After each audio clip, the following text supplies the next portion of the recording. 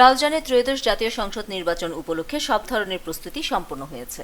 ইতোমধ্যে প্রতিটি ভোট কেন্দ্রে ব্যালট বাক্স ও প্রয়োজনীয় নির্বাচনী সরঞ্জাম পৌঁছে দেওয়া হয়েছে। উপজেলা প্রশাসনের তত্ত্বাবধানে উপজেলা মাঠে ব্যালট ও সরঞ্জাম বিতরণ কার্যক্রম অনুষ্ঠিত হয়। উপজেলা নির্বাহী কর্মকর্তা ও উপজেলা রিটার্নিং কর্মকর্তা রাহাতুল ইসলাম জানান, সুষ্ঠু, শান্তিপূর্ণ ও নিরপেক্ষভাবে ভোট গ্রহণ নিশ্চিত করতে প্রশাসন সর্বাত্মক প্রস্তুতি গ্রহণ করেছে। ইতোমধ্যে সব কেন্দ্রে ভোটের সরঞ্জাম পাঠানো হয়েছে এবং প্রিজাইডিং অফিসাররা কেন্দ্রে গিয়ে ভোট গ্রহণের প্রস্তুতি নিচ্ছেন। আজকে সকাল 10টা থেকে নির্বাচনী মালামাল বিতরণ শুরু হয়েছে।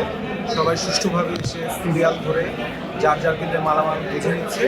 ইনশাল্লাহ আশা করি তারা সুষ্ঠুভাবে তাদের কেন্দ্রে চলে যাবেন এবং সুষ্ঠুভাবে তাদের ভোট গ্রহণ সম্পন্ন হবে। এই নির্বাচনে দায়িত্ব পালন করবেন 95 জন প্রিজাইডিং অফিসার, 673 জন সহকারী প্রিজাইডিং অফিসার এবং 1346 জন পোলিং এজেন্ট।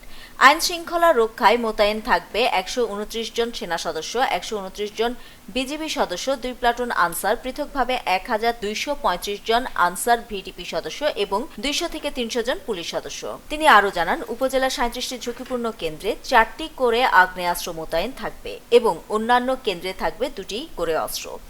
এছাড়া প্রতিটি ভোট কেন্দ্রে 13 জন করে পুলিশ ও আনসার সদস্য দায়িত্ব পালন করবেন।